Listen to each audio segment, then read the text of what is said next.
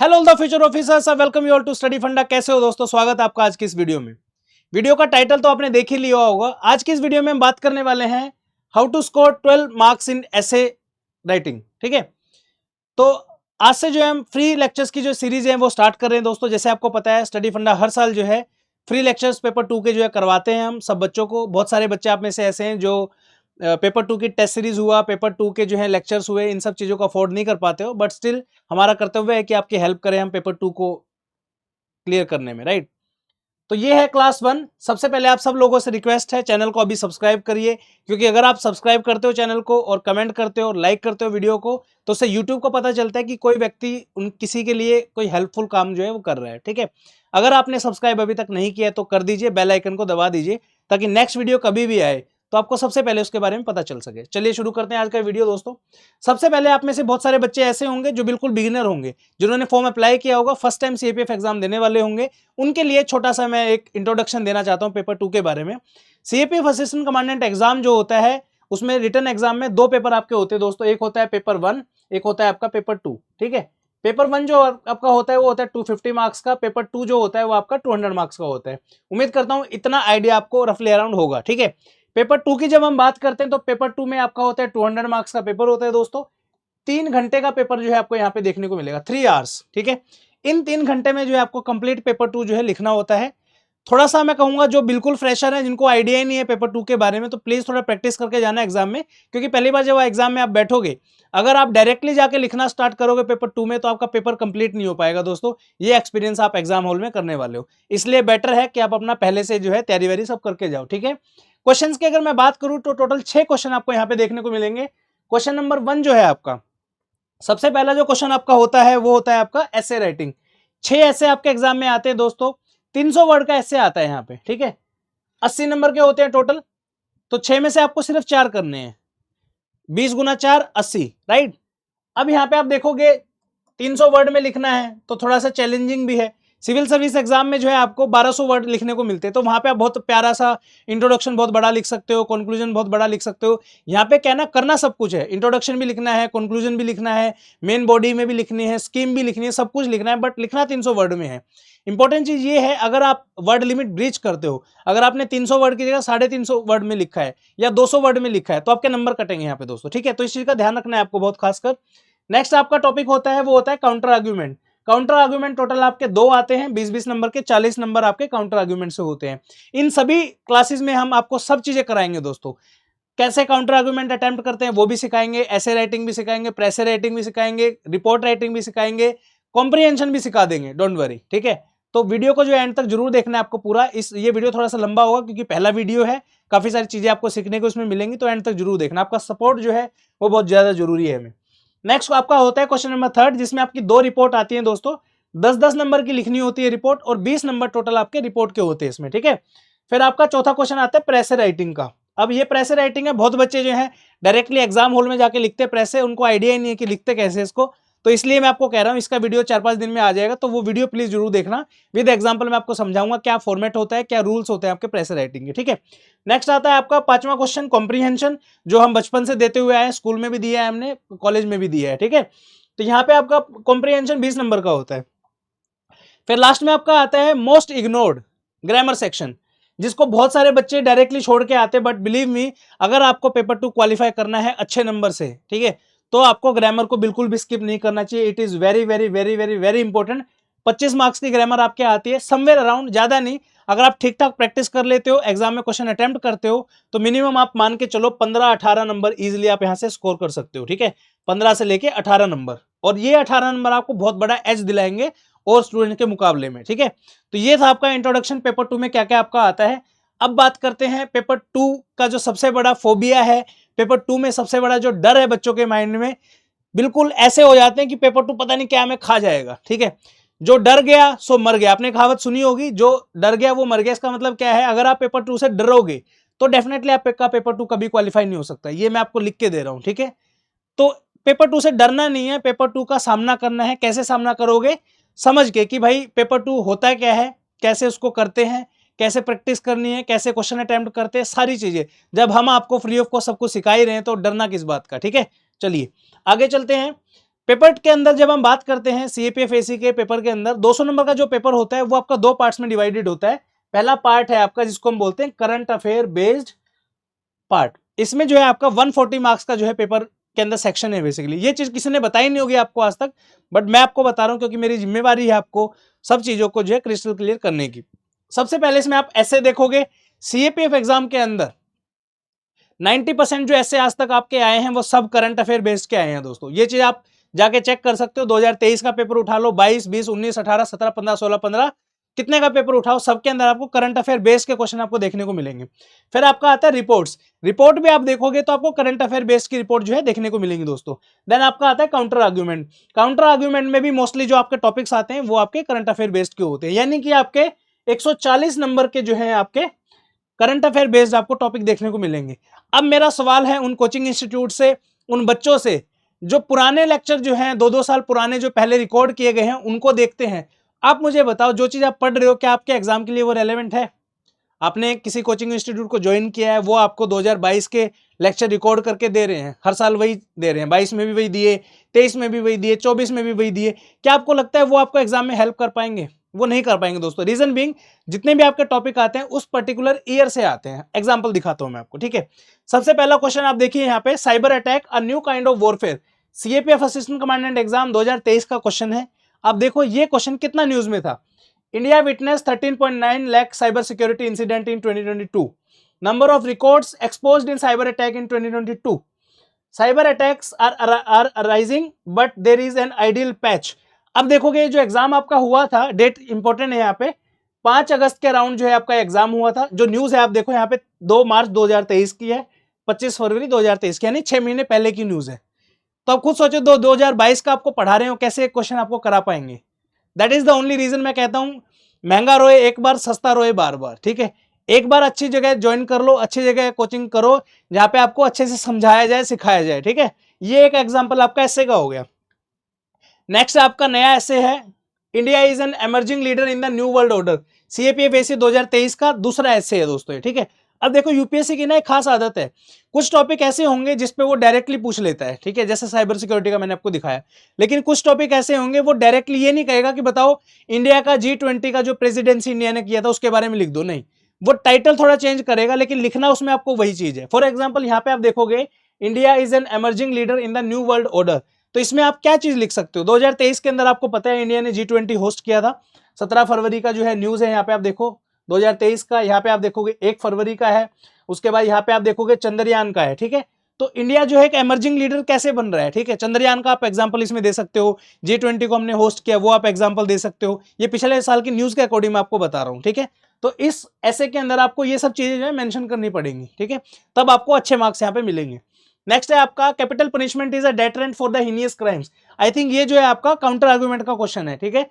अब आप देखोगे कि काउंटर आर्गुमेंट भी आपका करंट अफेयर से आ रहा है। कहां आ रहा है ये देखो, explain what is the supreme courts initiative on capital punishment, life over death and on death penalty abolition and, जो भी आपका 16 नवंबर का है, parliamentary panel on criminal law bill leave decide, जो भी है, ठीक है।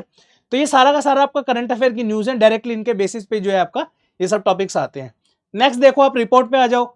रिपोर्ट में ये आपके सीएपीएफ एसी 2023 की ही है। Depletion of water table level in major cities, increasing presence of women in the Indian sports, increase rainfall alone will not help ground water recovery, 3 जून 2023 की न्यूज है।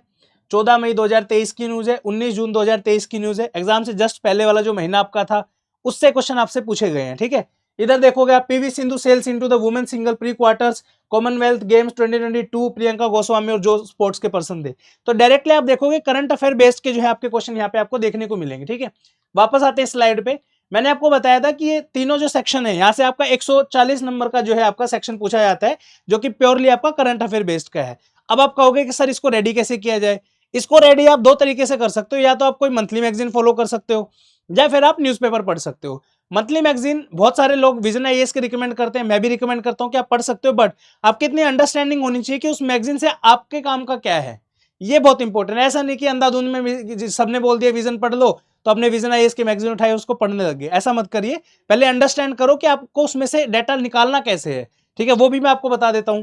जितने भी क्वेश्चन आप देखोगे कोई से भी ईयर का उठा के देख लो आप, इन सब थीम्स के अंदर वो डाटा कहीं ना कहीं आपका फिट होता हुआ दिखाई देगा आपको। कौन सा डाटा है वो? Defence and security, environment, polity and governance, international relation, social issues like women, health, education, unemployment, poverty. उसके बाद फिर आपका इंडियन इकोनॉमी और साइंस एंड टेक्नोलॉजी है, ठीक है। इसके अलावा एक दो कभी कभार जो है आपका क्वेश्चन जो है फिलोसॉफिकल टॉपिक से भी आ जाता है, तो वो भी इसमें आप ऐड कर लेना, ठीक है। तो ये जो आप देखोगे सारी जो मैंने 7 थीम आपको बताई है, ये 140 नंबर की हैं। आप खुद सोचो, अगर आप करंट अफेयर में ढंग से इनको कवर कर रहे हो तो डेफिनेटली आपको 140 नंबर का तो मटेरियल आपको रेडी हो जाएगा, ठीक है। लेकिन बच्चों की क्या डिमांड है? बच्चों की क्या डिमांड रहती है? सर एक्सपेक्टेड टॉपिक की लिस्ट दे दो, सर 500 रुपए ले लो ये दे दो, सर पेपर 2 की बुक दे दो, ठीक है। और क्या बोलते हैं?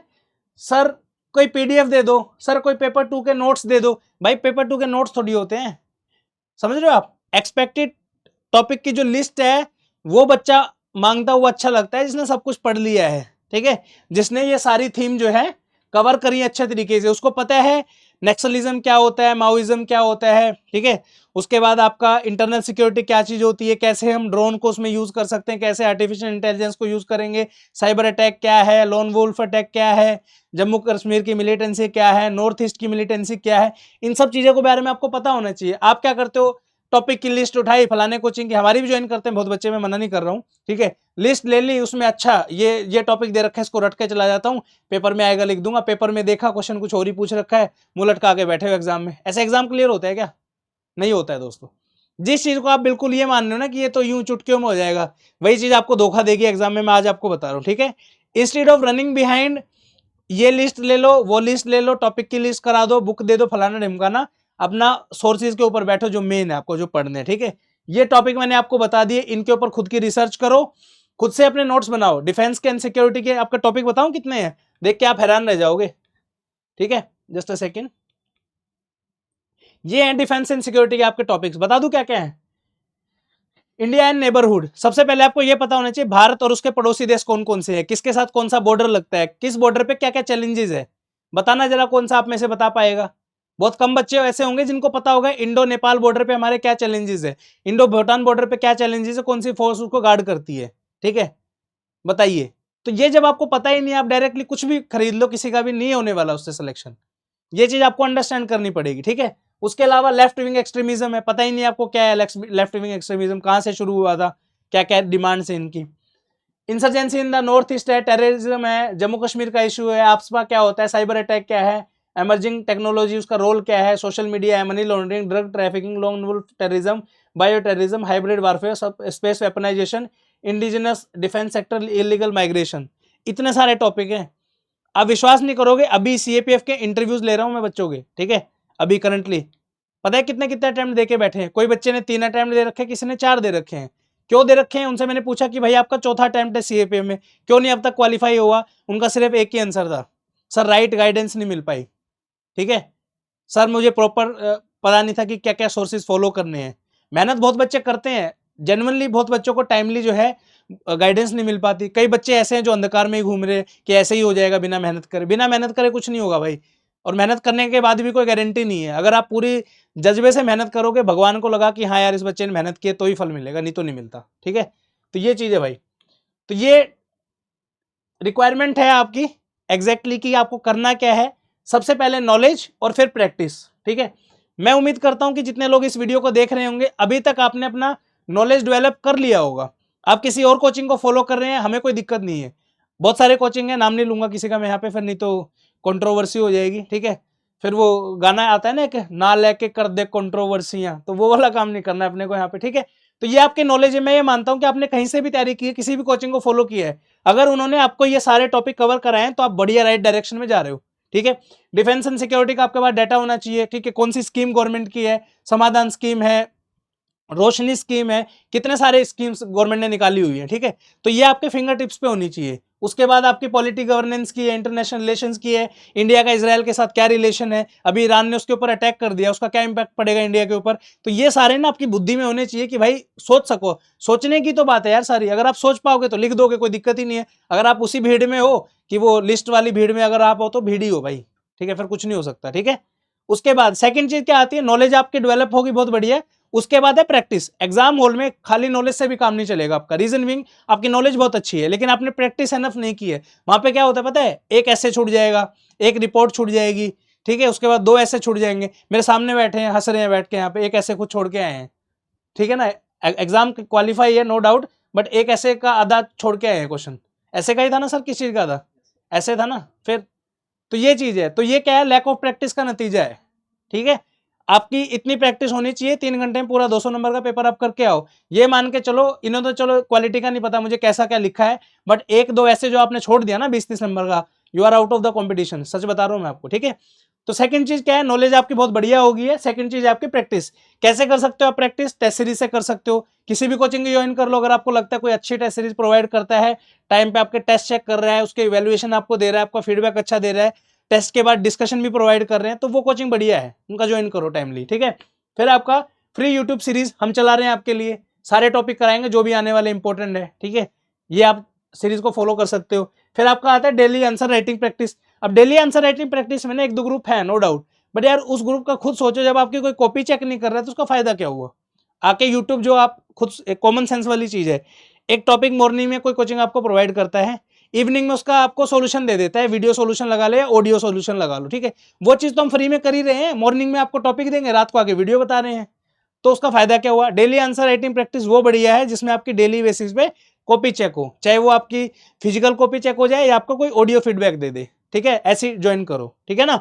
तो अभी किस चीज पे काम करना है, अगर आपने नॉलेज पे काम नहीं किया है तो अभी भी टाइम में कर लो, और उसके बाद दूसरा जो है प्रैक्टिस पे कर सकते हो, ठीक है। चलो, ये मैंने आपको बता दिया, सारा का सारा डिफेंस का सिलेबस है। इधर आप देखोगे यहाँ पे NIA arrest 4 more accused in the human trafficking, ये भी आपका डिफेंस का टॉपिक है। Internal security challenges are the now thematic, new cyber threat catch India IT capital Bengaluru, how AI shaped the cyber security landscape in 2023। इस बार मुझे पूरे पूरे chances लग रहे हैं आपका आर्टिफिशियल इंटेलिजेंस पे ऐसे आएगा, ठीक है। उसके बाद एआई अगर आपने नहीं पढ़ा है तो आप कैसे लिख के आओगे, ठीक है। तो ये सब चीजें प्लीज इनके ऊपर थोड़ा सा फोकस करो, उम्मीद करता हूं आपको कुछ समझ में आएगा, ठीक है। थोड़ा सा प्रमोशन कर लेते हैं अभी, वो भी जरूरी है, काम भी चलाना है, राइट। तो ये जितने भी टॉपिक हैं, ये सारे के सारे टॉपिक हमने एक एक करके, सिक्योरिटी का मैंने हमारी टीम ने जो है 8 घंटे का जो है पूरा लेक्चर लिए हैं, मतलब 3-4 लेक्चर लिए सिक्योरिटी पे, 7 से 8 घंटे में पूरा सिक्योरिटी कवर किया हमने। जितने भी टॉपिक ये दिखाए थे ना मैंने आपको, ये वाले, ये सारे के सारे। उसके बाद आपका एनवायरनमेंट है, सबके सब हमने कवर कराए हैं, including your grammar lecture, including your reports, press writing, counter argument, सब कुछ 50 घंटे में सारा का सारा सिलेबस, ठीक है।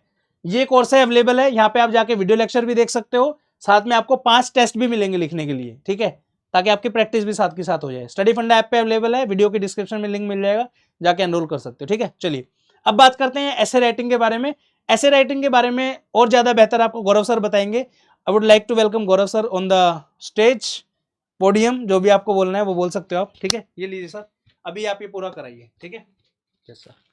अभी तक आपका कोई भी डाउट है तो कमेंट सेक्शन में लिख दो, लाइक नहीं किया तो लाइक कर दो, कमेंट कर दो, जो भी आपको करना है कर दो, बस मुझे नहीं पता, ठीक है। ये लीजिए सर। सो जय हिंद दोस्तों, आई होप आप सभी की प्रिपरेशन बहुत अच्छी चल रही होगी। और जैसे कि हमने कहा था कि पेपर 2 का फ्री इनिशिएटिव यूट्यूब पे आने वाला है, सो यहाँ से हम आज सीखेंगे पेपर 2 के बारे में। आपकी हर एक चीज़ें, ऐसे, आर्ग्यूमेंट, रिपोर्ट, कॉम्प्रहेंशन, प्रेसी, सब कुछ यहाँ पे कवर किया जाएगा। आपसे एक्सपेक्टेड है आपका डेडिकेशन, ठीक है, आपकी मेहनत और प्रैक्टिस, बिकॉज विदाउट प्रैक्टिस आप वहाँ पे परफॉर्म नहीं करके आओगे। Okay, so without any further delay start करेंगे हम। आज जो हम सीखने वाले हैं, हम सीखेंगे ऐसे का फॉर्मेट क्या होता है, स्ट्रक्चर क्या होता है, और एक्चुअली ऐसे होता ही क्या है, ठीक है। तो क्या है ऐसे, कैसे करना है, ये सारी चीज़ें के सभी चीज़ों के जवाब आज हम यहाँ पे देखने वाले हैं। सबसे पहले एक ऐसे क्या है, मतलब क्यों सीएपीएफ का एग्जाम ऐसे कंडक्ट कराता है, और जब हम ऐसे लिखते हैं, ठीक है, तो यूपीएससी हमसे एक्सपेक्ट क्या करता है, मतलब हमारे बारे में वो क्या जानना चाह रहा है, ठीक है। एक ऐसे लिखने से क्या क्या चीज़ें हमारी एक्सप्रेस होती है, हमारी पर्सनैलिटी के बारे में, हमारे कैरेक्टर के बारे में। अगला हम देखते हैं कि जो कंटेंट है, कंटेंट आएगा कहाँ से। अब ऐसे तो समझ गया, ऐसे के अंदर लिखना क्या है, कंटेंट कहाँ से आने वाला है, सर ने आपको ऑलरेडी बताया है, ठीक है। यहाँ पे फिर से हम देखेंगे। आफ्टर दैट उसका स्ट्रक्चर क्या होता है, फॉर्मेट क्या होता है ना। हमें बहुत डाउट होता है कि यार ऐसे को पॉइंट वाइज में लिख दे या पैराग्राफ में लिखे, कैसे लिखना है, ठीक है। तो ये बहुत सारे छोटे छोटे डाउट्स आते हैं। So right from the beginners level, ठीक है, जो फर्स्ट टाइम स्टार्ट कर रहा है, ठीक है, तो उसके पॉइंट ऑफ व्यू से हम हर एक चीज यहाँ पे कवर करेंगे। मैं आपको बताऊंगा कि स्ट्रक्चर क्या होता है, फॉर्मेट क्या होता है। एक ऐसे दूसरे ऐसे से, एक एग्जाम का ऐसे दूसरे एग्जाम के ऐसे से वेरी कर सकता है। क्यों वेरी कर सकता है? क्योंकि देखो, वर्ड लिमिट होती है। जैसे आप सीएपीएफ में देखोगे तो हमारे पास 300 वर्ड है जहां पे हमें हमारे थॉट्स एक्सप्रेस करने हैं। वहीं अगर आप दूसरे एग्जाम का जैसे कि सिविल सर्विस हो गया, वहां पे आपको अराउंड 1000 वर्ड के आसपास लिखना होता है। ठीक है, तो अलग अलग चीजें हैं। ओके, तो अब हमें यहाँ पे एकदम लिमिटेड वर्ड में हमें मैक्सिमम चीजें कैसे हम वहां पे शो कर सकते हैं, ठीक है, तो ये एक्सप्रेस कर सकते हैं। ये सारी चीज हम यहाँ पे देखेंगे कि स्ट्रक्चर और फॉर्मेट क्या होगा। अगला हम ये भी देखेंगे कि कौन कौन से स्टेप्स होते हैं ऐसे राइटिंग्स के, है ना, जो हम बेबी स्टेप्स कहते हैं, जिसे कि पहला स्टेप ये लेना है, ये करिए। देन आप कैसे ब्रेनस्टॉर्मिंग कर सकते हो, राइट, फैक्ट कैसे यूज करना है, कब कोट यूज करना है, तो ये सारी चीजें आज हम यहाँ पे डिस्कस करेंगे। तो सबसे पहले ऐसे जो होता है, ठीक है, क्यों ऐसे कंडक्ट कराता है सीएपीएफ? पेपर 2 जो होता है क्या एक्सपेक्ट करता है? एक इवेल्युएटर कह लो या जो बोर्ड मेंबर्स है, ठीक है, प्रोफेसर है, वो हमसे एक्सपेक्ट क्या करता है? पेपर 1 जो था वहां पे ना आपकी पूरी नॉलेज शो हो चुकी है, ठीक है, नॉलेज जो है वो एक कॉमनली हमने शोकेस की है। क्यों? क्योंकि सभी के लिए कॉमन पेपर है। ऑफकोर्स पेपर 2 का भी कॉमन पेपर है, लेकिन क्या सभी के कॉमन आंसर निकलने वाले? नहीं, ठीक है। तो एक ऐसे से क्या क्या चीजें रिफ्लेक्ट होती है, राइट। अब जैसे कि अगर ये एक पेन है, ये पेन मेरे नजरिए में कुछ और हो सकता है, मैं इसे और मेरे पॉइंट ऑफ व्यू से मैं इसे कैसे देखता हूं, आप इसे अपने पॉइंट ऑफ व्यू से कैसे देखते हो, ठीक है, तो ये बात आती है क्या क्या एक्सपेक्टेड होता है एक ऐसे से, या क्या रिफ्लेक्ट होता है, ठीक है। जैसे हमारा इंटरव्यू होता है, इंटरव्यू में हमारी पर्सनैलिटी रिफ्लेक्ट होती है ना, by the way of communication, ठीक है, ये सारी चीजों से। वैसे ही जब हम ऐसे लिखते हैं तो कोई पढ़ रहा है, यहां पे हमारा एक्सप्रेस होता है एनालिसिस, ठीक है, या हम उसे एनालिटिकल थिंकिंग कह सकते हैं। आफ्टर दैट हमारी इमेजिनेशन, हम क्या सोच सकते हैं, ये यहाँ पे रिफ्लेक्ट होता है। देन हम किस तरीके से हमारे थॉट को प्रेजेंट करते हैं, ठीक है, तो यहाँ पे हमारा प्रेजेंटेशन शो होता है, ठीक है। क्या हम एग्जाम्पल के तौर पे कोई चीज को समझा सकते हैं, ठीक है, या मैं फ्लो चार्ट के तौर पे समझा सकते हैं, ठीक है। एक डाउट ये भी आता है ना कि यार सर मैप यूज कर सकते हैं क्या, छोटे मोटे फ्लो चार्ट बना सकते हैं क्या, ठीक है, क्योंकि एक मिथ है कि सीएससी में जनरली जीएस वाले स्टूडेंट्स आंसर राइटिंग में ये सारी चीज यूज करते हैं, लेकिन ऐसे में इट इज नॉट एडवाइजेबल, तो यहाँ पे हम देखेंगे, ठीक है। आफ्टर दैट हम यहाँ पे मोस्ट इंपॉर्टेंटली हमारे थॉट्स एक्सप्रेस होते हैं, ठीक है, हमारे आइडियाज एक्सप्रेस होते हैं, जो कि one person to another person vary कर सकते हैं, ठीक है। जैसे कि इमेजिन करो एक बंदा है, ठीक है, सिटी में रहता है, एक बंदा है जो रूरल बैकग्राउंड से आता है, ठीक है, दोनों के लिए 1000 रुपीज की वैल्यू अलग अलग हो सकती है, ठीक है, वो उसके देखने का नजरिया दूसरे पर्सन के देखने का नजरिया अलग होता है। देखो, अगर एग्जाम्पल के तौर पे हम कोई भी चीज को समझाते हैं कितना इजीली समझ में आता है, ठीक है, तो एक चीज आपको ये भी ध्यान में रखना है, मुझे सोसाइटी का कोई भी एस्पेक्ट समझाना है, ठीक है, तो मैं उसके लिए एग्जाम्पल यूज करता हूँ, ठीक है, तो यहाँ पे थॉट्स आ गया, देन यहाँ पे आइडियाज आ गए, एंड साथ ही साथ जब हम लिखते हैं हमारी यहाँ पे लिंग्विस्टिक स्किल्स भी शोकेस होती है, ठीक है, लिंग्विस्टिक स्किल जो कि समवट हमारे प्रेजेंटेशन से ही इंटर रिलेटेड है, ठीक है। तो एटलीस्ट ये जो 6 पॉइंटर्स है ये ऐसे से रिफ्लेक्ट होने चाहिए। क्या ऐसे का कोई परफेक्ट आंसर होता है क्या? नो, एब्सोल्युटली नॉट, ठीक है, इसका कोई परफेक्ट आंसर नहीं होता है, ठीक है। हमारा नजरिया हमारे हमारे पॉइंट ऑफ व्यू से सही हो सकता है, किसी और का नजरिया चेंज हो सकता है, ठीक है, तो ऐसे की सबसे पहले ये चीजें रिफ्लेक्ट होती है। इस बेसिस पे, ठीक है, या इस पैरामीटर पे इवैल्यूएटर हमें मार्क देने वाला है, ठीक है, तो आपको सोचना है कि जो भी अब आपके थॉट्स है, आपके वर्ड है, ठीक है, आपको बहुत ही कॉशियसली यूज करने हैं। नेक्स्ट आता है वही चीज कंटेंट कहां से लाए, तो स्टैटिक वाला पार्ट जो है वो आपको सर ने बहुत अच्छे से समझाया है ना, कि आपको डिफेंस जो है बस दिखता डिफेंस है, ठीक है, बट इतना ही नहीं है, बहुत सारी चीजें आती है। नेक्सलिज्म आ गया, ठीक है, वॉरफेयर आ गया, जो 5th जनरेशन वॉरफेयर होते हैं, सिक्योरिटी आ गया, इंटरनल चैलेंजेस आ गए, राइट, इंसर्जेंसी, मिलिटेंसी, टेररिज्म, ठीक है, क्रॉस बॉर्डर फाइनेंसिंग, स्मगलिंग, ये सारी चीजें आती है। ओके, तो स्टैटिक वाला तो चीज सही है, ठीक है। देन एक अगला आता है, इसी को अगर आप करंट से लिंक करते हो तो हमारा ऐसे और इनरिच हो जाता है, राइट।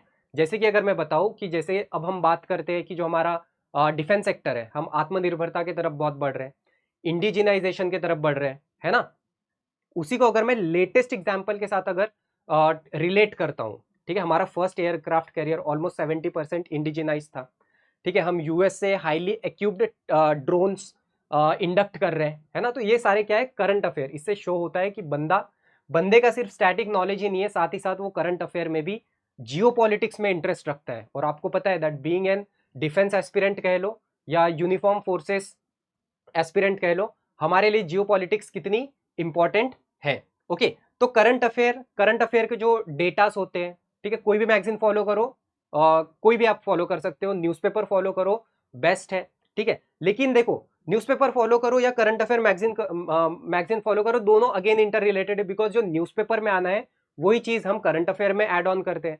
तो ना एक अगेन दिमाग से ये चीज निकाल लो, अगर आप करंट अफेयर पढ़ रहे हो ना, करंट अफेयर मैगजीन पढ़ रहे हो, सो एट द एंड आप कहीं ना कहीं न्यूज़पेपर की इंपॉर्टेंट चीजें ही कवर कर रहे हो, ठीक है। जैसे कि यहाँ पे मैंने 2 एग्जाम्पल दिए हैं, ठीक है, दोनों जो है ये अभी रिसेंटली मार्च 2024 की ही न्यूज है या रिपोर्ट्स हैं, राइट। एंड इसे हम एज अ डेटा यूज कर सकते हैं, हम जो फैक्ट्स होते हैं ये यूज कर सकते हैं हम इसे, ठीक है। कहते हैं ना कि यार ऐसे लिखना है तो थोड़े बहुत रिपोर्ट होने चाहिए, कंपलसरी नहीं है, ठीक है।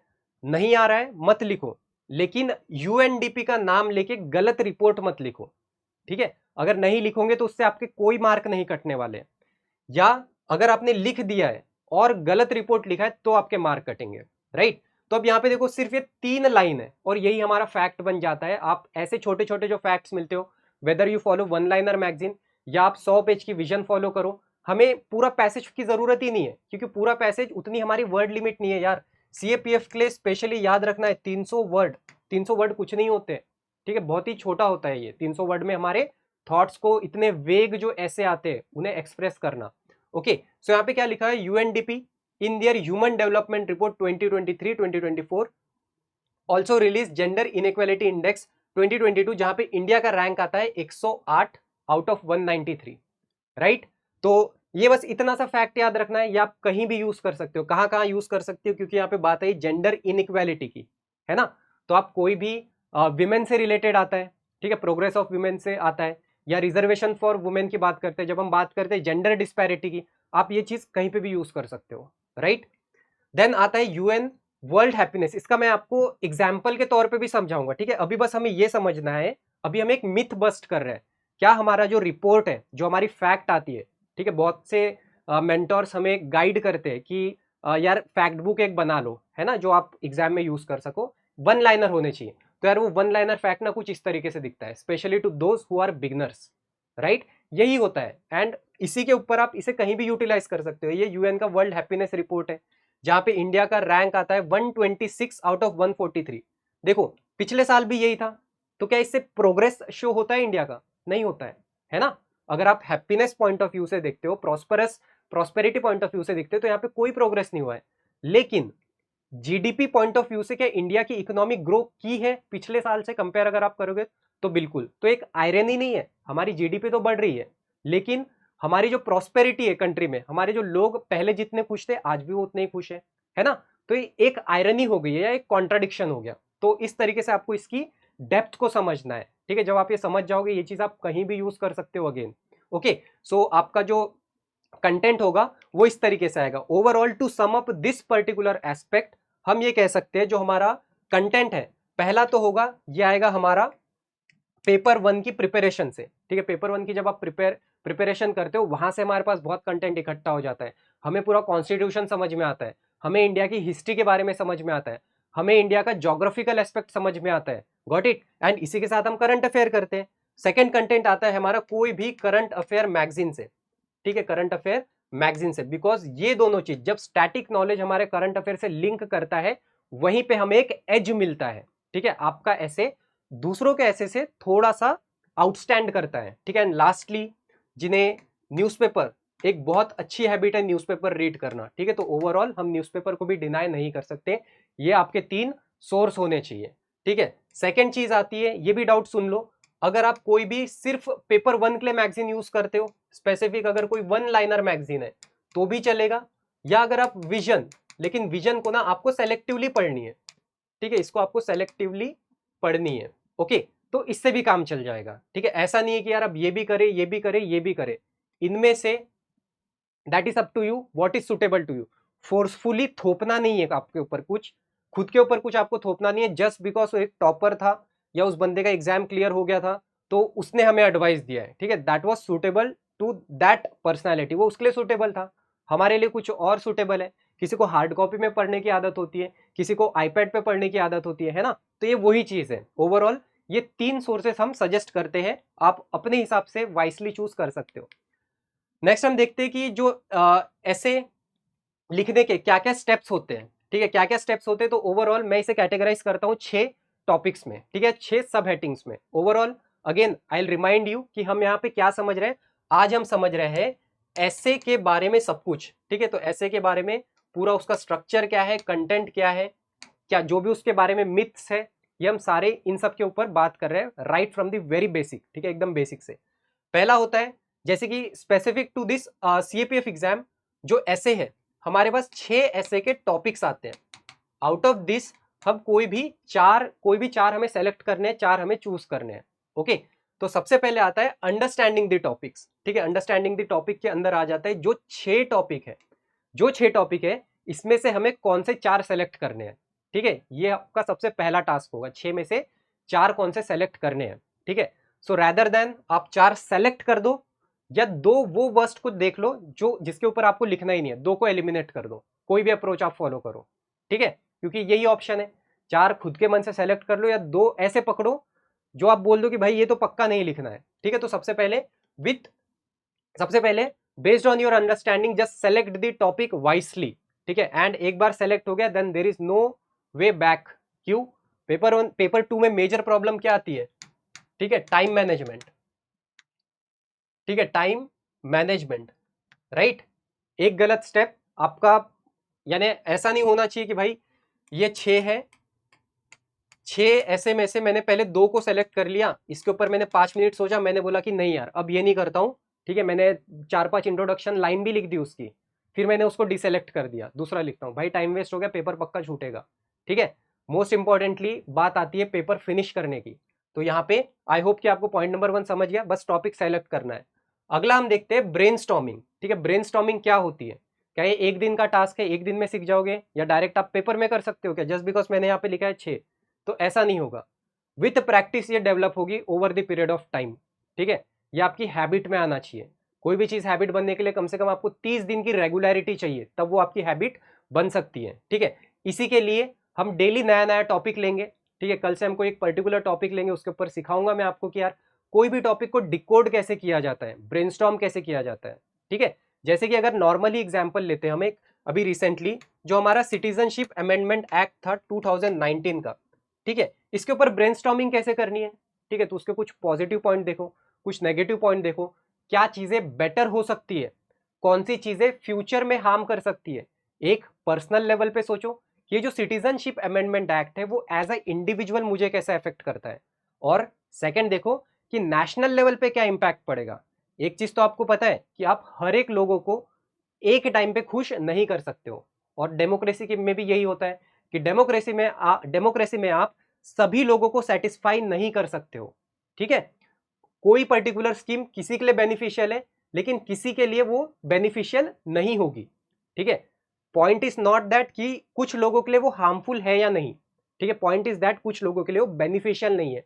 सो यहाँ पे हम सीखते हैं selection of word, choice of word, कि हमें कौन से वर्ड चूज करने हैं। एक होता है डिनायल, एक होता है नॉन एक्सेप्टेंस, राइट। तो ऐसे कुछ कुछ छोटी छोटी चीज होती है। कैसे सीखोगे? टाइम के अकॉर्डिंगली सीखोगे, प्रैक्टिस से सीखोगे, अलग अलग ऐसे के अलग अलग पॉइंट ऑफ व्यू जब सुनोगे तब आप ये सीखोगे। और सबसे बेस्ट आप सीखोगे खुद से। आपके पहला कदम जो होगा जब आप अपना पहला ऐसे लिखोगे ना, trust me that would be your best teacher, ठीक है। हमारा क्या काम होगा? हमारा काम होगा इवेल्युएट करना, आपको गाइड करना, बट एट द एंड जो आपके वर्ड निकलेंगे वो आपकी पर्सनालिटी शो करने वाले हैं, ठीक है। तो आपकी हैबिट अच्छी होनी चाहिए क्योंकि वही चीज हमारे यहाँ पे वर्ड में रिफ्लेक्ट होना है। सो आई होप कि आपको ब्रेनस्टॉर्मिंग समझा है कि सारी चीज हम डिकोड करेंगे। देन आता है स्ट्रक्चर। स्ट्रक्चर वही चीज है कि जो 300 वर्ड है, 300 वर्ड है, इसे किस तरीके से हमें शोकेस करना है, ठीक है।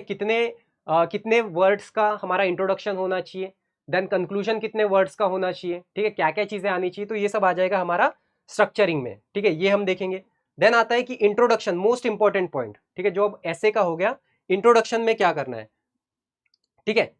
सो देन आता है main body conclusion. So overall ये होते हैं मेरे 3 इंपॉर्टेंट पार्ट। 6 पॉइंट को मैं कैटेगराइज करता हूं, जो हमारे पहले 3 थे ये आता है हमारा प्री राइटिंग में। प्री राइटिंग का मतलब क्या हुआ, जो मेरे 6 ऐसे थे, 6 में से 4 मैंने सेलेक्ट कर लिए, उनके ऊपर थोड़ा सा मैंने एनालिसिस कर लिया, ब्रेनस्टॉर्मिंग कर लिया, ठीक है, एंड फाइनली उसका स्ट्रक्चर क्या होना है ये भी मैंने डिसाइड कर लिया, ठीक है। तो ये तो लिखने के पहले मुझे ये सब करना है, ये सारी चीजें एक तो मेरी रफ स्पेस में हो जानी चाहिए या तो मेरे माइंड में होना चाहिए, ओके। एंड ये 3 आती है हमारी राइटिंग पार्ट में। क्यों?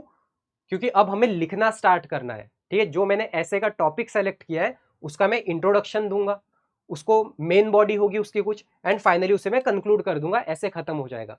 सो यहां तक समझ में आया है आपको, ठीक है, कि प्री राइटिंग क्यों कहा है मैंने, क्योंकि अभी लिखना स्टार्ट नहीं हुआ है ना, एक्चुअल जो टॉपिक है उसके ऊपर हमने लिखना स्टार्ट नहीं किया है, यहां से हमारा राइटिंग पार्ट स्टार्ट होता है। सो ओवरऑल जो 3 इंपॉर्टेंट पार्ट होते हैं हमारे, बेसिक पार्ट, ठीक है, basic part of our essay is first introduction, then main body and conclusion. तो अब मैं आपसे पूछूं कि एक ऐसे में कम से कम कितने पैराग्राफ होने चाहिए, तो नेचुरली बाय डिफॉल्ट 3 पैराग्राफ तो आ ही जाते हैं, ठीक है, 3 पैराग्राफ आ जाएंगे, एक इंट्रोडक्शन का, मेन बॉडी का, कंक्लूजन का, कम से कम।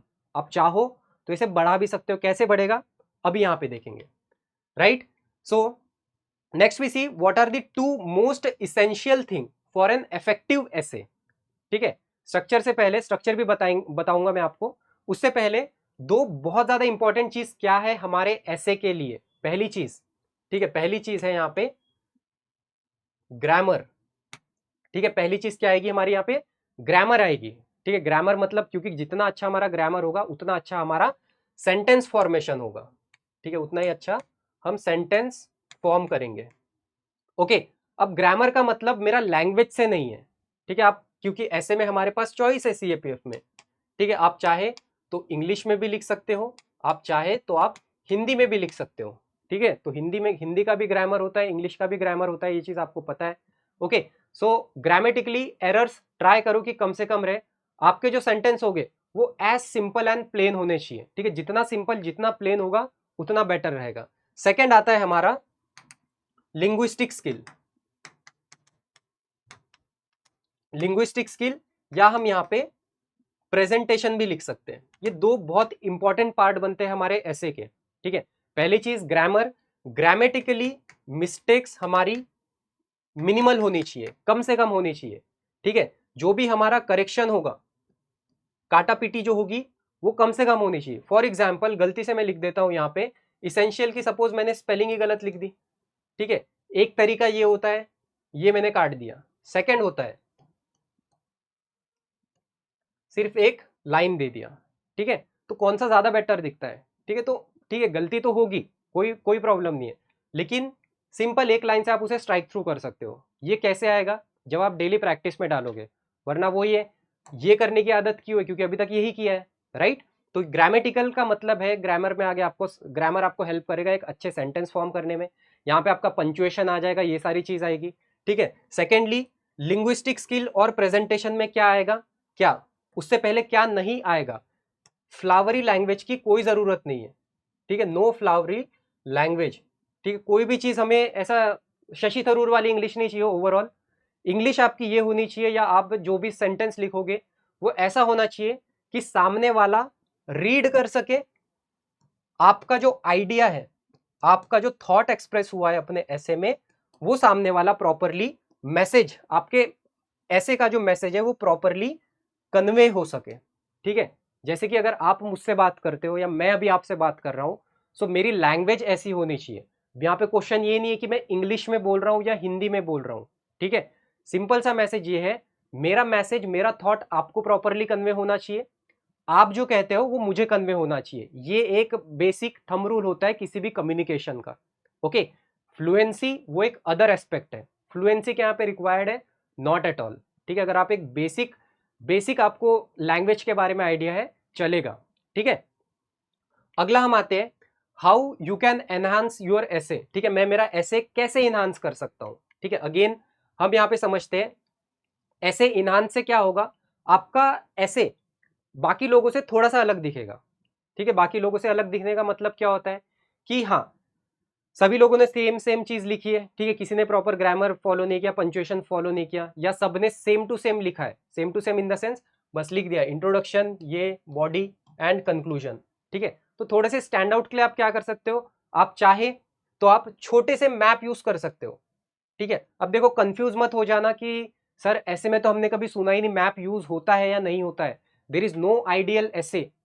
ठीक है, ऐसे का परफेक्ट आंसर नहीं है, ऐसे का परफेक्ट फॉर्मेट नहीं है। ठीक है, मैप का मतलब मैं आपको अभी एग्जाम्पल के तौर पे समझाने वाला हूं। ठीक है, सेकेंड चीज आती है, आप अगर चाहे तो यहाँ पे फ्लो चार्ट यूज कर सकते हो।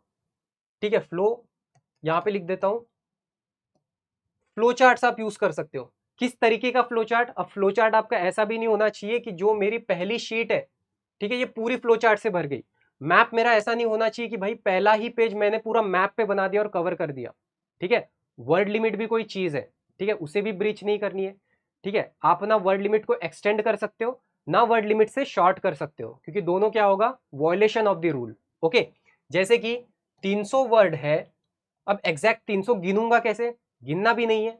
ठीक है, 300 का 320 हो सकता है, 280 हो सकता है, रेंज है। ठीक है, 280 से 320 होना चाहिए।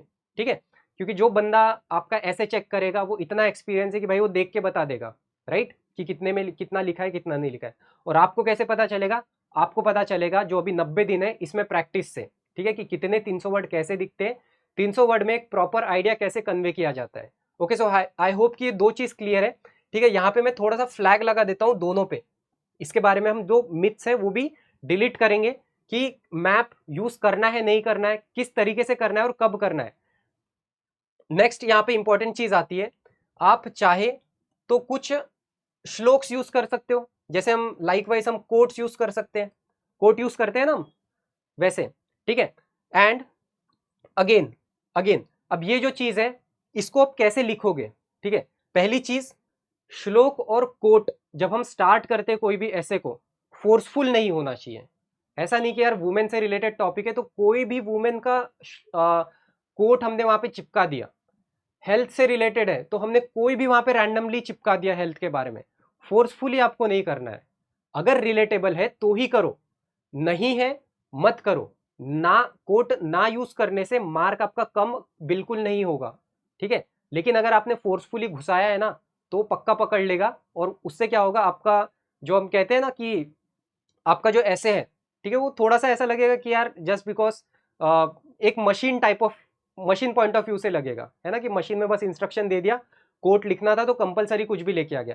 अगेन एग्जाम्पल भी बताऊंगा इसके, लेकिन यहाँ पे एक चीज पहले आप समझ लो, जैसे कि कोई श्लोक्स होते हैं, अगर हेल्थ से रिलेटेड आ गया तो मुझे एक श्लोक याद आता है कि सर्वे भवन्तु सुखिना।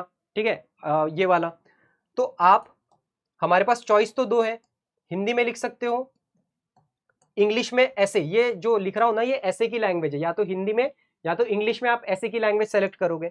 ओके, जब आप इंग्लिश में लिखोगे तो वो सर्वे भवन्तु सुखिना जो है, ट्राई कीजिए कि आप इंग्लिश में ही लिखिए उसे।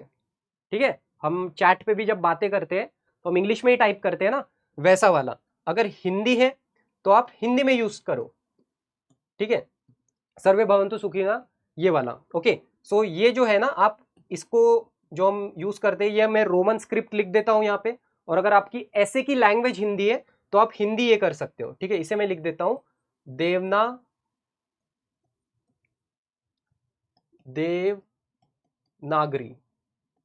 ठीक है, देवनागरी स्क्रिप्ट में आप लिख सकते हो। ठीक है, तो क्लियर है, बहुत ही सिंपल सा मैसेज है। अगेन फोर्स, जबरदस्ती डालनी की चीज, जबरदस्ती नहीं घुसानी है, नेचुरली अगर आपको याद आता है तो आप कर सकते हो। ठीक है, सो इससे क्या होगा, आपका ऐसे थोड़ा सा इनहांस हो सकता है। ठीक है, थोड़ा सा एनरिचमेंट होता है ऐसे का। ओके, अब इनके एग्जाम्पल भी हमें समझने हैं। ठीक है, मैं आपको इसके एग्जाम्पल समझाता हूं। इस एग्जाम्पल से समझते हैं, जैसे कि यहाँ पे टॉपिक है impact of social media on psychological wellbeing.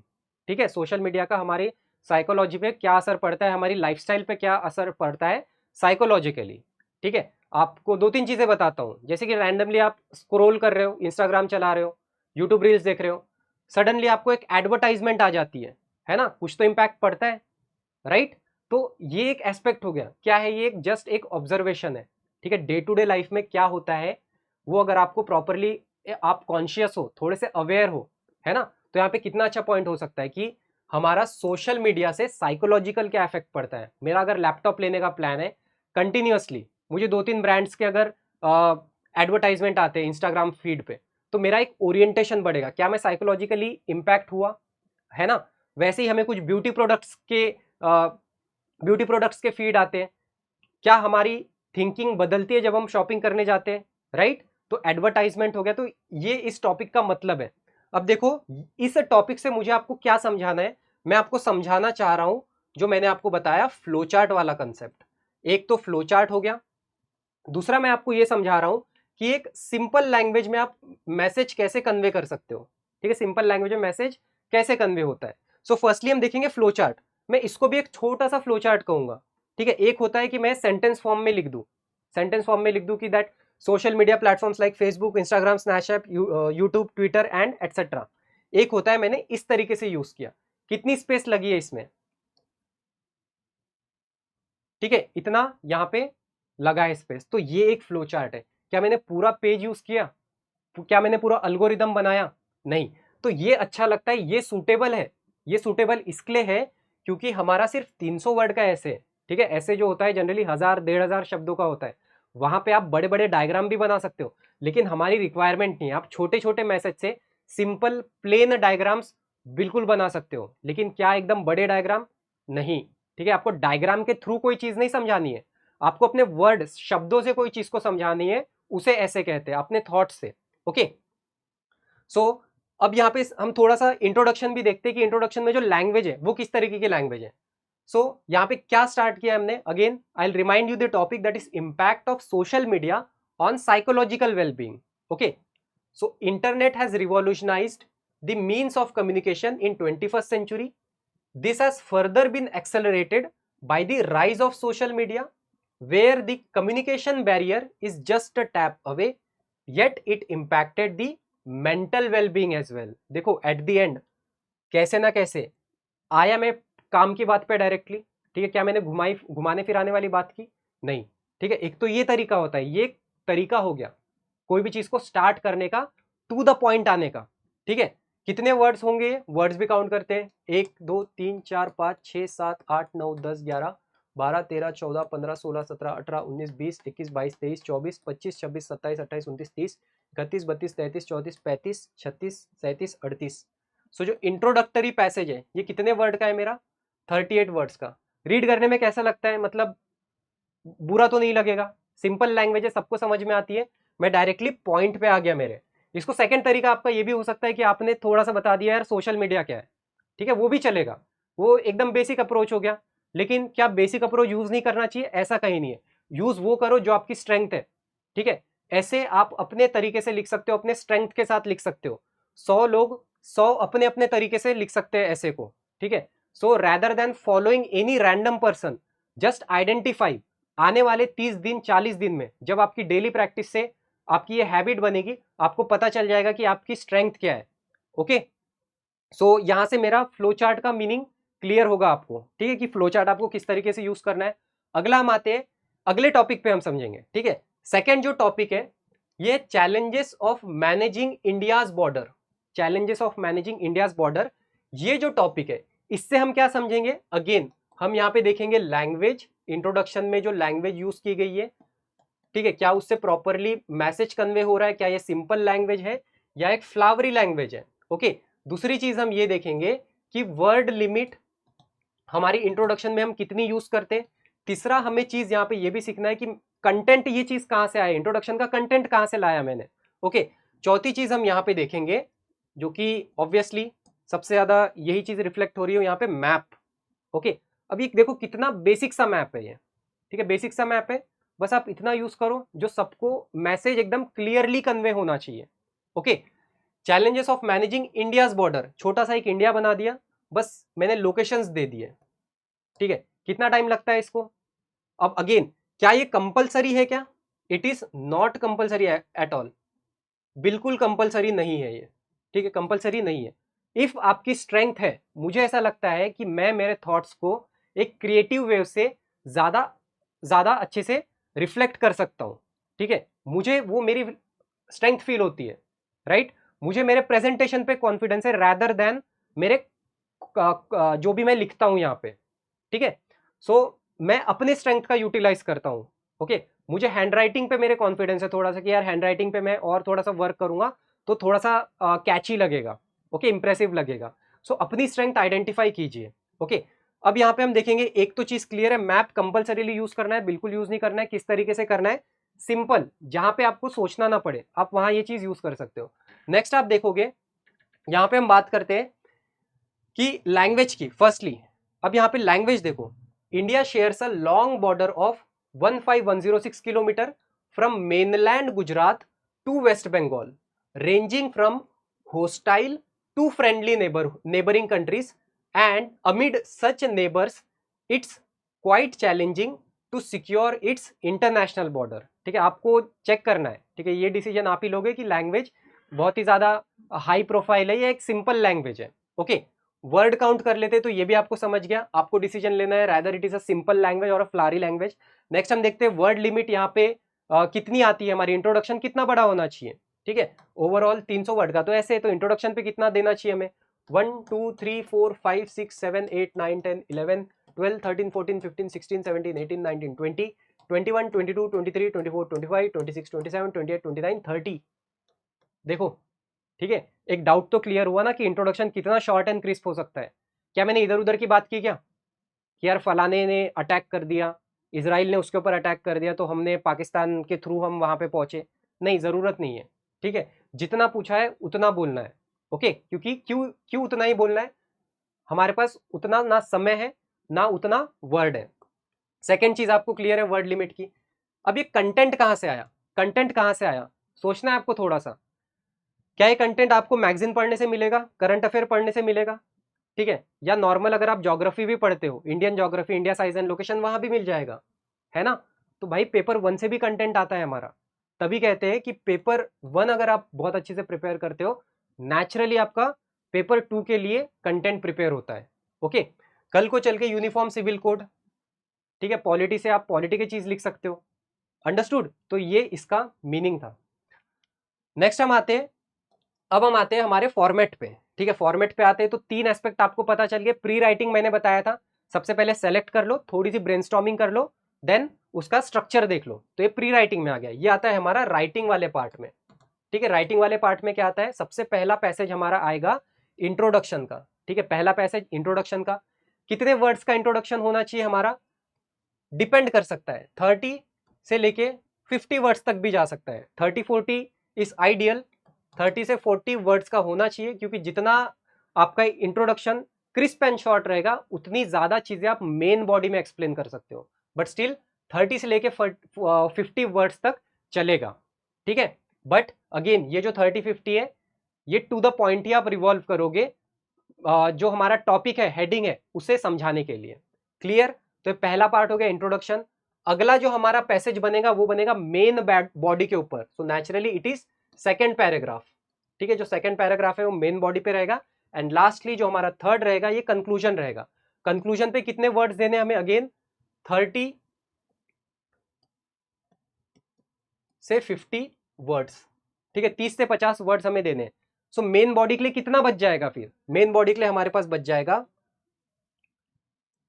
200 से 240 वर्ड्स, ठीक है। ये हमें यूटिलाइज करने हमारे मेन बॉडी में। कम से कम कितने पैसेज होने चाहिए? 3 पैसेज तो होने ही चाहिए। इसे फर्दर ब्रेक डाउन करेंगे, ठीक है। आप सोचो कि यार एक पैराग्राफ अगर 200 शब्दों का रहेगा, कैसा लगेगा वो, ठीक है। किसी का मन नहीं करेगा उसे पढ़ने को, बोलेगा यार इतना बड़ा कौन रीड करेगा। तो क्या पॉइंट वाइज में लिखे, पॉइंटर्स में लिखे? क्या पॉइंटर में ऐसे नहीं लिखा जाता है, ठीक है। पॉइंटर्स में तो बिल्कुल ऐसे नहीं लिखा जाता है, ओके। नेक्स्ट, तो जो हमारा मेन बॉडी है हम उसे फर्दर क्लासिफाई कर सकते हैं, उसे हम ब्रेक डाउन कर सकते हैं 2 से 3 पैराग्राफ में, और ठीक है, जहां पे आप टॉपिक के हिसाब से चीजों को एक्सप्लेन कर सकते हो। अगर से कोई टॉपिक है दैट वर्क फ्रॉम होम, बून और बेन, ठीक है, अच्छी बात है बुरी बात है, एक में बता दो भाई अच्छी बात है, एक में बता दो भाई बुरी बात है, तीसरे में बता दो कि उसके और कुछ एस्पेक्ट्स क्या हो सकते हैं, ठीक है। या 2 पैराग्राफ ही रखो, एक में अच्छा बता दो, एक में थोड़े से बुरे पॉइंट बता दो, या बुरे पॉइंट इन द सेंस उसके डिसएडवांटेज या ड्रॉबैक्स बता दो, एंड लास्टली कंक्लूड कर दो, ठीक है। यहाँ पे जरूरत नहीं है, लेकिन आपको ऐसा लगता है कि और एक इंपॉर्टेंट एंगल आपको अगर दिखता है, ऐड करो, ठीक है। या तो यहाँ पे एक हाइब्रिड का सोल्यूशन दे दो, 3 दिन ऑफिस में आओ, 3 दिन ये करो, ओके। देन कुछ टॉपिक्स होते हैं जहां पे आता है जैसे कि अगर मैं और एक टॉपिक लूँ, कुछ ना कुछ विमेन से रिलेटेड ले लेते हैं, that role of women in agriculture. ठीक है, role of women in agriculture, एक इंट्रोडक्शन दे दिया। मेन बॉडी में मैं बता सकता हूँ कि यार उनका बेसिक रोल क्या है, कहाँ कहाँ पे उनका कितना रोल है। ठीक है, एक मैं सामाजिक तौर पे बात कर सकता हूँ, एक मैं नेशनल लेवल पे बात कर सकता हूँ, एक मैं इकोनॉमिक लेवल पे बात कर सकता हूँ, है ना, कि इकोनॉमिक में वुमेन का जो पार्टिसिपेशन है एग्रीकल्चर में, वो हमारे जीडीपी में कितना कंट्रीब्यूट कर रहा है, सेल्फ हेल्प ग्रुप्स का क्या रोल होता है ना। तो यहाँ पे अलग अलग छोटे छोटे पैसेज आ जाते हैं जिसमें सामने वाले को रीड करने में भी ईजी जाता है। ओके, सो ओवरऑल हमारा ये एक फॉर्मेट होना चाहिए।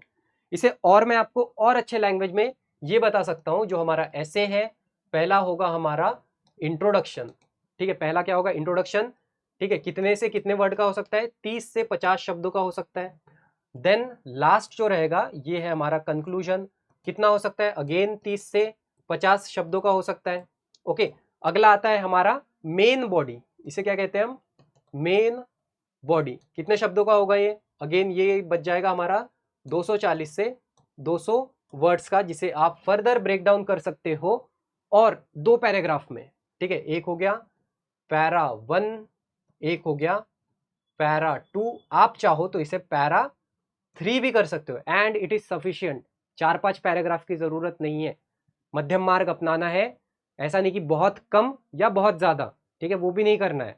ठीक है, वरना यहाँ पे फिर से अगर आप 5-6 पैराग्राफ कर दोगे, उससे बेटर तो आप उसमें और पॉइंट में लिखने में कुछ फर्क नहीं बचेगा फिर।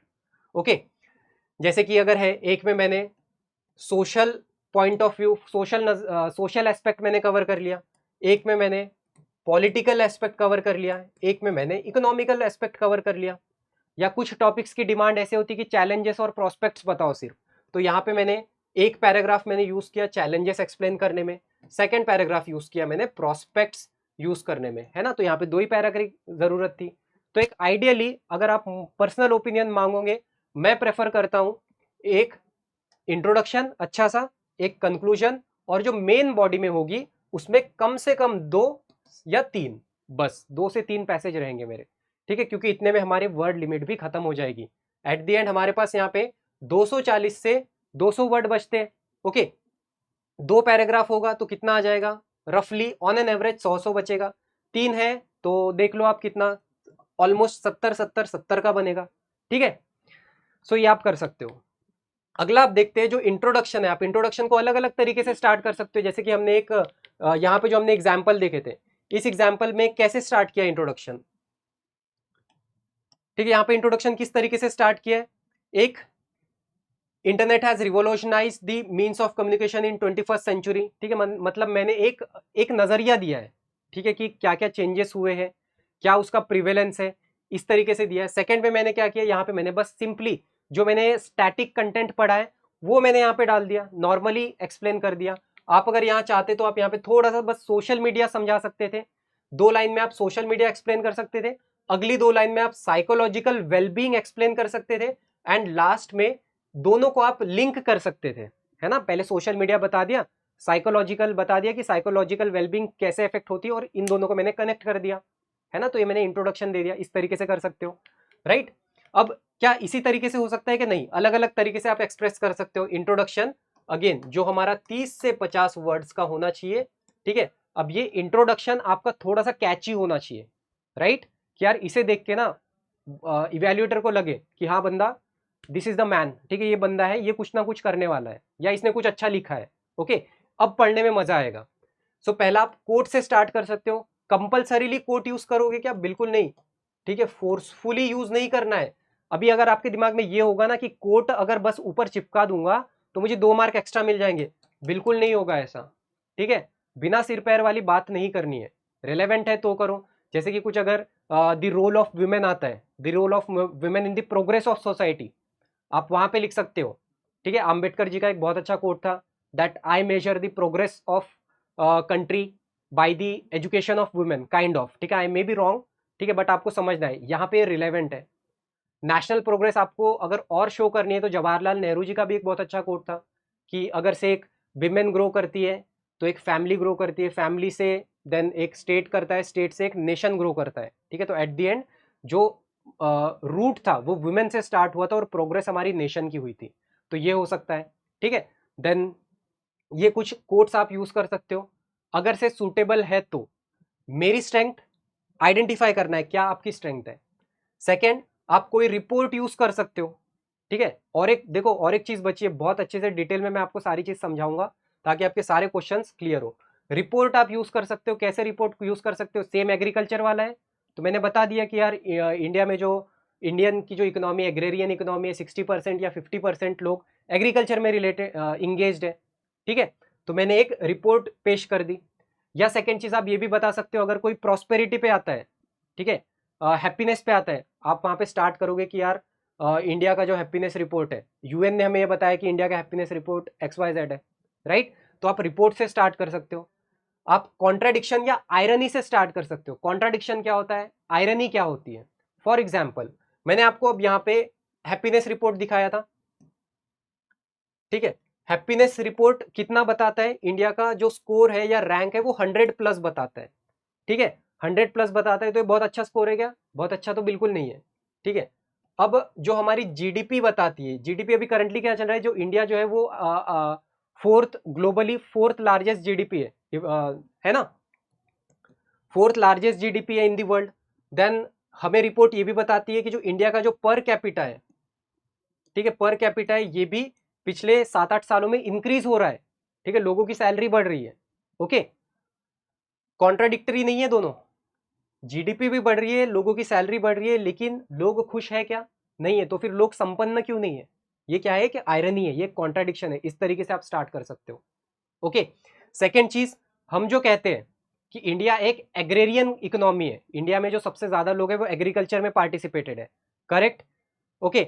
लेकिन सबसे ज्यादा इंडिया एग्रीकल्चरल थिंग एक्सपोर्ट करता है, लेकिन भूखमरी से सबसे ज्यादा लोग कहाँ मरते हैं? इंडिया में मरते हैं, है ना। सबसे ज्यादा गरीबी में लोग कहाँ पे? इंडिया में, ठीक है। तो ये क्या है, कॉन्ट्रडिक्शन, एक आयरनी। इस तरीके से स्टार्ट कर सकते हो, ओके। आप क्वेश्चन पूछ सकते हो। क्वेश्चन से कैसे स्टार्ट कर सकते हो, एग्जाम्पल के तौर पे समझेंगे। फैक्ट, डेटा यूज कर सकते हो, एनेक्टोट्स यूज कर सकते हो, ठीक है, काइंड ऑफ कुछ स्टोरी बेस्ड पे यूज कर सकते हो, ठीक है। लेकिन एनेक्टोट्स में जनरली ये होगा कि हाँ, अगर आप if you are very good at that, then इससे ज्यादा इंप्रेसिव और कैची नहीं हो सकता है कोई, ठीक है। बट तभी यूज करना है, आपकी स्ट्रेंथ है या नहीं है, क्या आप प्रॉपरली यूज कर सकते हो क्या, सिर्फ इसी में नहीं, सभी में चेक कीजिए क्या आपके स्ट्रेंथ के, आपके दायरे के अंदर क्या है क्या नहीं है। कुछ कुछ लोगों के दिमाग में ये भी आ सकता है एस्पिरेंट्स के, यार एक ऐसे में कोट लिखूंगा, एक में रिपोर्ट लिखूंगा, एक में कॉन्ट्राडिक्शन से स्टार्ट करूंगा, एक में क्वेश्चन से स्टार्ट करूंगा, थोड़ा कूल दिखूंगा। दिख सकते हो अगर आपकी स्ट्रेंथ है और आपके रेडियस में है तो, अदरवाइज अवॉइड कीजिए, ठीक है। मे बी आप चारों के चारों ऐसे में इतने अच्छे हो कि आप सभी में बहुत ही ब्यूटीफुल कोट आप यूज कर सकते हो, करो। किसी में आप बहुत अच्छे, आपको रिपोर्ट का आपका जो आपकी थिंकिंग मेमोरी पावर है वो बहुत अच्छी है, आप अच्छे अच्छे रिपोर्ट से स्टार्ट कर सकते हो। तो कुछ कंपलसरी नहीं है, कुछ आई मीन कुछ ऐसा ऑप्शनल भी नहीं है। क्या इंपॉर्टेंट करता है, क्या हमारी स्ट्रेंथ है, उस चीज से आप स्टार्ट करोगे।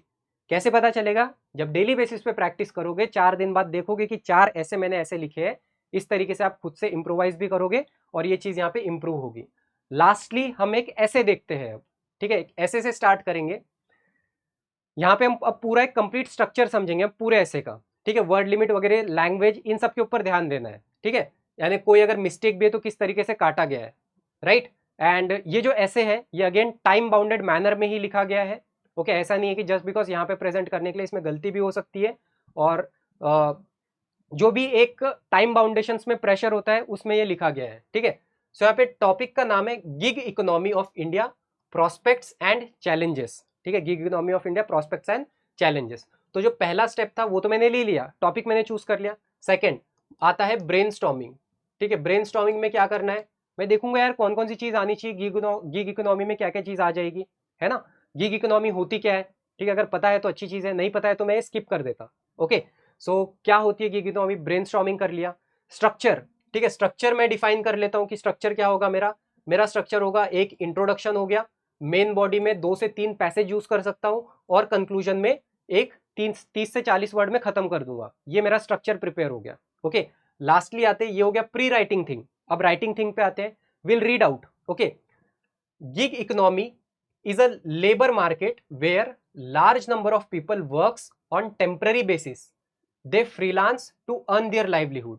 क्या आपको गिग इकोनॉमी का मतलब समझ गया? अब इससे गिग इकोनॉमी बेसिकली ये होती है कि जो हमारे ओला उबर होते हैं, जो हायर एंड फायर बेसिस पे काम करते हैं, ठीक है, आज मुझे पैसों की जरूरत है, स्विगी पे 2 राइड मार दिया, जोमेटो पे 2 राइड मार दिया, पैसे ले लिया, आ गया, ठीक है, क्या मेरा कोई इंश्योरेंस कवर है? क्या कंपनी जोमेटो का अगर मैं डिलीवरी बॉय काम करता हूं तो क्या वो मुझे कुछ मेडिकल इंश्योरेंस करा के देने वाला है? ठीक है, क्या वो मुझे पेड लीव्स देगा? ठीक है, अगर से घर पे पार्टनर अगर बेबी कंसीव करने वाला है तो क्या मुझे मैटरनिटी रिलीफ मिलेगी? ये सब चीज नहीं होती है वहां पे, है ना? तो ये क्या होता है कि अनऑर्गेनाइज्ड मार्केट है, तो उसे हम गिग इकोनॉमी कहते हैं, वहां से जो पैसा आता है उसे हम गिग इकोनॉमी कहते हैं। अब आज के टाइम में देखो कि उनका रोल कितना है हमारी लाइफ में, क्या उनका एक इंपॉर्टेंट रोल है हमारी लाइफ में? बिल्कुल है, ठीक है। तो ये मैसेज था, सिंपल मैंने गिग इकोनॉमी समझा दिया। कितने वर्ड है? 1 2 3 4 वर्ड बाद में गिन लेंगे, ठीक है। देन आते हैं, गिग इकोनॉमी समझा दिया। With the emergence of digital space and services offered via various stakeholders, the role and contribution of gig workers becomes very crucial. Applications like Swiggy, Zomato, Ola, Uber, Blinkit, Urban Claps offer vivid range of services across the country and saves our time. The gig economy has substantially provided employment to many unskilled and semi-unskilled labor. Correct है? Those who are not been the part of mainstream economy, जो mainstream economy से दूर थे अब तक, has now contributing to national GDP, अब तक जो अलग थे वो अब नेशनल जीडीपी में कंट्रीब्यूट कर रहे हैं, do not to its full potential. Thus this new emerged labour market needs to be regulated और organised to a mutual benefit of individual as well as the country.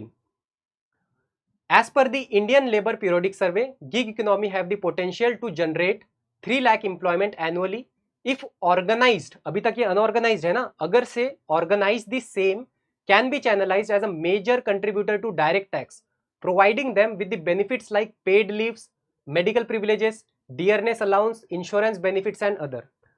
Talking about the major challenges, क्या है? Prospects and challenges. Talking about the major challenges encountered by this newly emerged sector, क्या क्या challenges है gig economy में? पहला तो है grievance redressal mechanism, ठीक है। The question becomes crucial owing to the diversified role of gig economy, as some services requires consumer interaction like Ola, Swiggy, whereas some does not. Other challenges include scope of promotion, ठीक है, क्या एक delivery boy का promotion होता है कुछ वहां पे? ठीक है, तो ये क्या है, ये सारे चैलेंजेस भी है हमारे पास। ओके, अब ये चीज देखो कितनी इजी और सिंपल है, ठीक है। Sorry for the interruption, but हाँ मुझे जैसे जैसे याद आ रहा है मैं आपके साथ शेयर कर रहा हूँ। So other challenges includes scope of promotion. मैं क्यों स्ट्रेस कर रहा हूं? क्योंकि यार मुझे स्पेसिफिक बोला है भाई, इधर उधर की बात मत बताओ, मुझे चैलेंजेस बताओ, तो मैं बस चैलेंजेस के आसपास ही रिवॉल्व कर रहा हूं। अब scope of promotion, unlike organise sector where promotion is on the basis of year of services in the same can be imposed here, ठीक है। यहाँ पे मैंने क्वेश्चन के साथ एंड कर दिया, ठीक है। ऑर्गेनाइज सेक्टर में आप देखो कि आपकी जैसे जैसे सर्विस होती है, आर्मी में एंटर करते हो, सीपीएफ में जाओगे, 5 साल 6 साल 8 साल के सर्विस के बाद जो भी XYZ ईयर ऑफ सर्विस है आपका प्रमोशन होगा। क्या मैं as a Ola delivery boy मेरा 2 साल बाद प्रमोशन होना है? कुछ नहीं होगा, ठीक है। Since digital space is the new working space of 21st century, we need to cope up with the demand of this newly created sector. No doubt gig economy has set its fort into mainstream, the same needs to be harnessed and organised to make the most of it at the earliest. Government officials along with the private expert should work together to formulate the regulation in compliance with the mutual benefit leading to the rapid growth, achieving the aim of 5 trillion economy in a holistic manner, right? अब ऐसा नहीं कि perfect है, ठीक है, but अब इसको अगर थोड़ा सा अब हम यहाँ पे देखते हैं, ठीक है, गलतियां निकालते हैं, उसमें तो सब एक्सपर्ट है ना हम। अब देख सकते हैं हम यहाँ पे इंट्रोडक्शन में कितने वर्ड दिए मैंने, 1 2 3 4 5 6 7 8 9 10 11 12 13 14 15 16 17 18 19 20 21। मुझे यहाँ पे 21 वर्ड की जरूरत लगी, बंद कर दिया। जितना बचेगा उतना मैं यहाँ पे यूटिलाइज करूंगा, है ना, कंपल्शन नहीं है। बट हाँ, अगर इसको ब्रिज भी नहीं करना चाहिए, 50 को तो बिल्कुल ब्रिज नहीं करना, अच्छा नहीं दिखेगा, ठीक है। सेकंड आप देखते हो, मुझे जहां पे भी लगा मैंने अंडरलाइन किया है, यहाँ पे चीजों को अंडरलाइन किया है, ठीक है, आप भी करो। देन आप यहाँ पे देखते हो, अब अगर यहाँ पे चाहो तो आप यहाँ पे लिख सकते थे गिग इकोनॉमिक एक्टिविटी, यहां पे आप एक छोटा सा वो भी बना सकते थे, फ्लो चार्ट है, ओला, उबेर, स्विगी, जोमैटो, इस तरीके से बनाओ या ऐसे वाला बना दो, ये भी चलेगा, छोटा सा होना चाहिए, ठीक है, क्योंकि जो पेज होते हैं ना वो लिमिटेड होते हैं, ठीक है, अगर आप एक्स्ट्रा पेज तो आपको वर्ड शॉर्ट पड़ जाएगा, राइट। तो ये सारी चीज मैं यहाँ पे इस तरीके से कर सकता था। क्या नेसेसरली मैंने यहाँ पे, आप सोचो कौन सा कोड आप इकोनॉमी में डालोगे, है ना, कंपलसरीली मत डालो, ओके। आप ये इकोनॉमी में और एक ये चीज भी डाल सकते थे कि मेरे घर पे एक डिलीवरी बॉय आया, एक स्टोरी फॉर्मेट में भी आप बता सकते थे, एनेक्डोट, मेरे घर पे एक डिलीवरी बॉय आया, ठीक है, वो दिन में या दिन में पढ़ाई की, मैंने उससे जब थोड़ी सी बात की, मुझे पता चला कि यार वो दिन में पढ़ रहा है और रात में पार्ट टाइम जॉब करके अपने फाइनेंसेस मैनेज कर रहा है। तो इसका एक पॉजिटिव चीज क्या पता चलता है कि यार आप इंडिपेंडेंट बन सकते हो, ठीक है, ये हो सकता है, मतलब आप इस तरीके से स्टार्ट कर सकते हो, ज्यादा लाइन नहीं लगेगी, 30-40 शब्दों में हो जाना चाहिए, नहीं होता है प्रैक्टिस करो, हो जाएगा। इनिशियली 60 लाइन में, 60 शब्दों में आप करोगे, 70 शब्दों में करोगे, विथ प्रैक्टिस आपको पता चलेगा ये कुछ अननेसेसरीली वर्ड थे, इसकी जरूरत नहीं थी, ओके। देन हम आते हैं अगले इस पे। अब यहाँ पे कुछ मिस्टेक्स भी हुई है, कुछ नहीं किया है, एक कट मारा है, ठीक है, यहाँ पे एक ये कर दिया है, देन सेकेंड पैसेज हो गया, यहाँ पे हो गया, देन मैंने डायरेक्टली यहाँ पे बात की चैलेंजेस की, क्योंकि मुझे वही बात करनी, यहाँ पे टॉपिक में मुझे 3 इंपॉर्टेंट एलिमेंट्स दिखते हैं। पहला तो गिग इकोनॉमी, किसकी, वर्ल्ड की या इंडिया की, इंडिया स्पेसिफिक, एक प्रोस्पेक्ट चाहिए मुझे, एक चैलेंजेस चाहिए, तो इसके ऊपर ही मैंने यहाँ पे बात की है। एंड लास्टली इसको मैंने कंक्लूड कर दिया, अगेन 1 2 3 4 5 6 7 8 9 10 11 12 13 14 15 16 17 18 19 20 21 22 23 24 25 26 27 28 29 30 31 32 33 34 35 36, ये 36 वर्ड हो गए, ठीक है, ये 21 हो गया। वर्ड लिमिट पूरा ही कर लेते हैं इसे, 1 2 3 4 5 6 7 8 9 10 11 12 13 14 15 16 30 31 32 33 34 35 36,